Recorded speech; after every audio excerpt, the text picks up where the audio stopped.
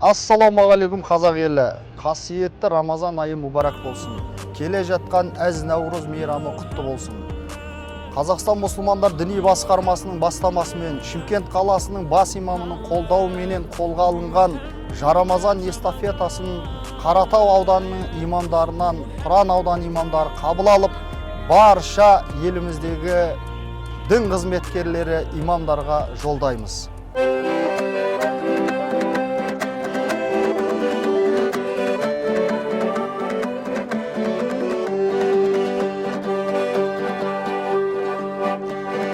Айтамын Рамазан есігіңе, қошқардай қосыл берсін бесігіңе.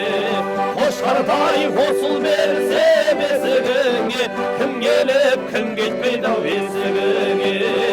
Ақауайдай, өмір жайдай, Мұхаммед үммет айтқан Рамазан жайықта, мініп келдің айықта, оразаның күнінде осы айтқаным айықпай.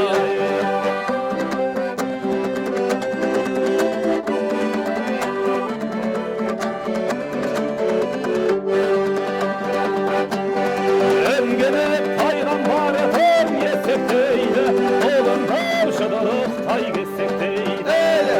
Ағайын ораза топ намаз оқы, арғандай анашайға есептейді.